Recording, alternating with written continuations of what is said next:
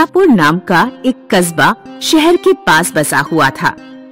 कस्बे में लालू नाम का एक किसान अपनी पत्नी और बच्चों के साथ रहता था। लालू आज शहर जाकर मंडी में अपनी फसल बेचने जा रहा था। पापा, फसल बेचकर जब पैसे मिलेंगे तो मेरे लिए एक लहंगा चुन्नी लेकर आना, और पापा मेरे लिए एक क्रिकेट बैट लेकर आना। सुनिए जी, मेरे लिए एक बनारसी साड़ी लेना मत भूलना।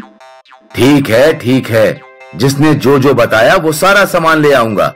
ले आना बच्चों, एक कटोरी आटा, एक कटोरी चावल।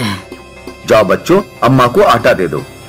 लालू आलू की फसल एक टांगे पर रखता है और शहर की ओर निकल पड़ता है। मंडी का ठेकेदार लालू राम बहुत चालाक आदमी था। वो किसानों से बहुत सस्ते दाम में फसल खरीद लेता था और फिर शहर के दुकानदारों को ऊंचे दामों में बेचता। ठेकेदार साहब, 10 क्विंटल आलू के सिर्फ 10,000 रुपए। अरे लालू, तुम भी बिल्कुल निपट गंवार आदमी हो। इस बार मंडी में आलू भरा पड़ा है, इसीलिए आलू के दाम बहुत गिर गए हैं। बेचना है तो बेचो, वरना घर ले जाओ। मेरे पास तुमसे बहस करने का टाइम नहीं है। बाकी किसानों ने तो अपनी फसल बेच दी, लेकिन लालू अपनी फसल घर ले आया। क्या हुआ? फसल वापस क्यों ले आए? मंडी बंद है क्या? मंडी तो खुली हुई थी, लेकिन पिछली बार की तरह इस बार भी मंडी ठेकेदार फसल की बहुत कम कीमत दे रहा था। जितने में भी बिक रही थी बेच देनी चाहिए थी। नहीं, इतनी मेहनत और लागत लगाकर फसल उगाई, इतने सस्ते में कैसे बेच दूं? अपनी हाथ गाड़ी बनाऊंगा और सीधे शहर ले जाकर आलू बेचूंगा। पापा, ये हाथ गाड़ी क्या होता है? तुम्हारे स्कूल के सामने जो भैया अमरूद बेचते हैं, वो अमरूद किस चीज पर रख कर लाते हैं? ठेले पर। उस ठेले को ही हाथ गाड़ी भी बोलते हैं। लालू अपनी पत्नी का मंगलसूत्र बेचकर मजबूत लकड़ी और 4 टायर खरीदता है। कुछ ही दिनों में वो अपनी हाथ गाड़ी तैयार कर लेता है। उधर गांव का एक आदमी ठेकेदार को जाकर सारी बात बता देता है। क्या लालू अपनी हाथ गाड़ी तैयार कर रहा है फसल सीधे शहर में ले जाकर बेचने के लिए? हाँ, नहीं, ऐसा नहीं होना चाहिए। आज लालू शहर ले जाकर सीधे आलू बेच रहा है, कल गांव के बाकी किसान भी यही करेंगे। फिर मेरे पास तो कोई अपनी फसल बेचने आएगा ही नहीं। अपना तो सारा धंधा ही ठप हो जाएगा। तो अब आप क्या करेंगे ठेकेदार साहब? लालू तो कल आलू बेचने शहर जा रहा है। तुम चिंता मत करो, मेरे पास जीप है।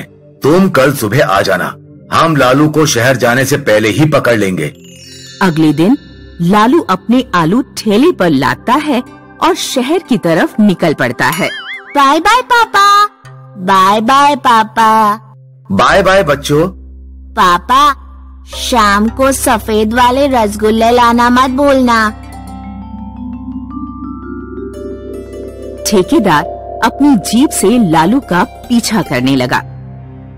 एक जगह जब रास्ता सुनसान था, ठेकेदार पीछे से जाकर लालू के ऊपर बोरी डाल देता। ठेकेदार और उसका आदमी लालू की जमकर धुनाई करते हैं और उसकी हाथ गाड़ी में आग लगाकर जीप से भाग जाते हैं। लालू बेचारा शाम तक बोरी में बंद पड़ा रोता रहता। अरे कोई है आसपास? कोई मुझे बाहर निकालो, मेरे बीवी बच्चे घर पर इंतजार कर रहे होंगे। वही बूढ़ी औरत जो लालू के घर भीख मांगने आती थी, वहाँ से गुजर रही थी। वो बोरी की रस्सी खोलकर लालू को बाहर निकालती है। शुक्रिया अम्मा। अरे ये क्या हो गया? अब मैं अपने परिवार का खर्चा कैसे चला पाऊंगा? क्या हुआ बेटे, क्यों रो रहे हो? अम्मा, मैं सुबह शहर के लिए आलू बेचने निकला था। पता नहीं कौन मेरे पीछे से आया, उन्होंने मुझे मारा पीटा और मेरा ठेला जला दिया। कोई बात नहीं बेटे, थोड़ा धैर्य रखो। ईश्वर के राज्य में सबको न्याय मिलता है। तुम अपने घर जाओ। 1 क्विंटल आलू जल गए तो क्या हुआ? बाकी आलू तो तुम्हारे पास है ना, उन्हें बेच लेना। इससे पहले कि लालू अपनी बात पूरी कर पाता, भिखारिणी गायब हो गई। लालू निराश हुआ अपने घर पहुंचता है, लेकिन घर पहुंचते ही उसकी निराशा गायब हो जाती है। लालू ने देखा कि आंगन में एक हाथ गाड़ी खड़ी है और बच्चे उस पर बैठकर सफेद रसगुल्ले खा रहे हैं। बच्चों, ये ठेला कहाँ से आया और तुम्हें सफेद रसगुल्ले कौन देकर गया? आप ही तो अभी थोड़ी देर पहले आए थे और कहकर गए थे कि किसी जरूरी काम से बाहर जा रहे हैं। लालू को समझ नहीं आता कि ये सब क्या हो रहा है। कहीं ये सब उन बूढ़ी अम्मा का चमत्कार तो नहीं? अगले दिन जब लालू ने ठेले पर आलू की बोरियां रखना शुरू की तो सारी बोरियां ठेले पर रखते ही गायब होने लगी। अरे, बोरी कहाँ चली गई? लालू ठेले के दाएं बाएं ऊपर नीचे सब जगह देखता है। उसे ठेले के नीचे एक पर्ची मिलती है। ये एक जादुई ठेला है। इस पे सामान रखने पर सामान गायब हो जाएगा। सामान बाहर निकालने के लिए बोले आबरा का ढाबरा। ये तो अच्छा है। अब मैं सीधे शहर जाकर ही आबरा का डाबरा बोलूंगा। लालू रोजाना शहर ले जाकर आलू बेचने लगा। आलू ले लो, बढ़िया नए आलू ले लो। ठेकेदार का आदमी देखता है कि लालू रोजाना खाली ठेला शहर ले जाता और शाम को खाली ठेला लेकर ही वापस लौट आता। वो सारी बात जाकर ठेकेदार को बताता है। लगता है लालू सदमे में आकर पागल हो गया है। नहीं उस्ताद, मुझे तो दाल में कुछ काला लगता है। हमें एक बार चलकर देखना चाहिए। ठीक है, कल चलते हैं जीप से। अगले दिन ठेकेदार और उसके आदमी ने चुपके चुपके लालू का पीछा किया। आबरा का ढाबरा। अरे, ये क्या हो रहा है? क्या लालू को तंत्र मंत्र भी आता है? उस्ताद, मुझे तो लगता है उसकी नई हाथ गाड़ी में कोई गड़बड़ है। लौट के आने दो उसे। इस बार उसे जिंदा नहीं छोड़ेंगे। शाम को लालू वापस लौटा। अरे वो देखो, लालू घर वापस जा रहा है। जल्दी बोरी लेकर नीचे उतरो।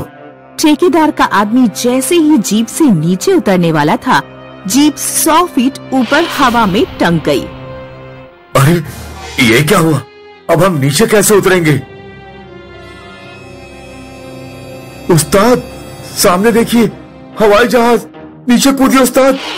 अरे बेवकूफ, यहाँ से नीचे कूदे तो मर जाएंगे, और नहीं कूदे तो हवाई जहाज से मर जाएंगे। दोनों नीचे गिरकर मर जाते हैं। अरे, ये दोनों कहाँ से टपके? किसी ने ठीक ही कहा है, जो दूसरों के साथ बुरा करता है उसके साथ बुरा ही होता है।